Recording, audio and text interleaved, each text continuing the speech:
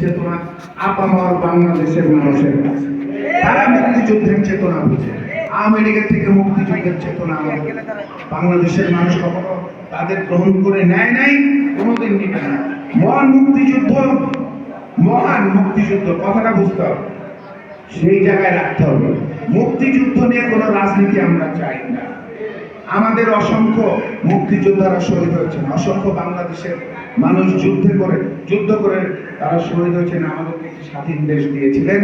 এবং ইতিহাস আপনারা আমাদের মুরব্বীরা আছেন, আজকে যারা এখানে বসে আছেন, এই 1971-এর পরে শেখ মুজিবের সরকার এসে একদলীয় শাসন গঠিত করেছিল পাকশাল, আর শেখ হাসিনা এসে তার কন্যা শেখ হাসিনা এসে অঘোষিত একদলীয় শাসন 15 বছর ধরে বাংলাদেশে থাকে।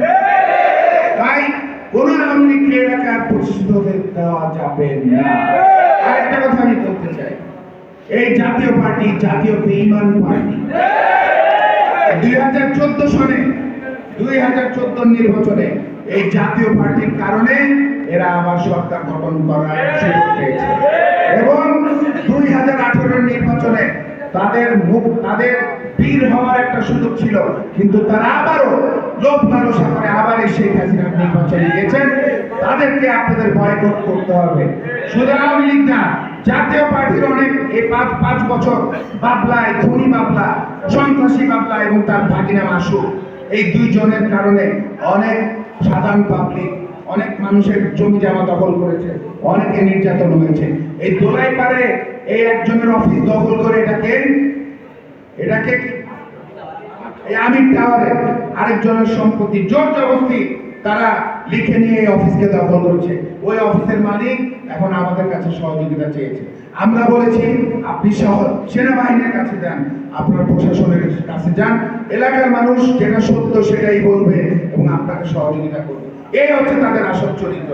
কোন জাতীয় পার্টিকে এখানে আর অস্তিত্ব এখানে করতে দেওয়া হবে না।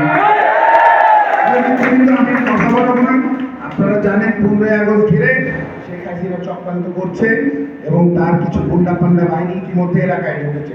তাদেরকে ধরতে হবে, করতে হবে। আমরা আজকে কালকে সারা দিন ব্যাপী মিছিল করব, শান্তি শৃঙ্খলা বজায় রেখে মিছিল করব। আমাদের স্লোগান আর কিছু হয় না, আমাদের স্লোগান হবে বেগম খালেদা জিয়ার নির্দেশ, শান্ত রাখো বাংলাদেশ। তারেক রহমানের নির্দেশ, শান্ত রাখো বাংলাদেশ। আওয়ামী লীগের গুন্ডারা হুঁশিয়ার, সাবধান। এর বাইরে আমাদের আর কোনো স্লোগান হবে না। আরেকটা সবচেয়ে বর্তমানে আপামর বাংলাদেশের মানুষের যে চাহিদা, বিচার বিচার বিচার চাই, খুনি হাসিনার বিচার চাই। আমাদের একটা কথা আমাদেরকে বুঝতে হবে, আমার মুরব্বী আমাদের সবসময় পরামর্শ দিয়ে থাকেন, উনি বলেছেন সবার আগে আমাদের আসলে বিচার, এটাই আমরা চাই। আমাদের দল থেকে স্টেটমেন্ট দেওয়া হয়েছে, আগে খুনি হাসিনা সহ তার গুন্ডা পান্ডা, প্রশাসন হোক আর প্রশাসনের বাইরে হোক, প্রত্যেকটা গুন্ডার বিচার করতে, প্রত্যেকটা হত্যার বিচার করতে হবে, প্রত্যেকটা গুণের বিচার করতে হবে।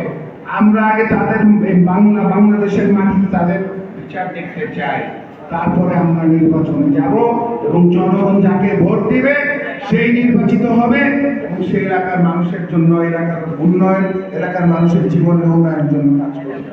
একটি কথা বলতে চাই,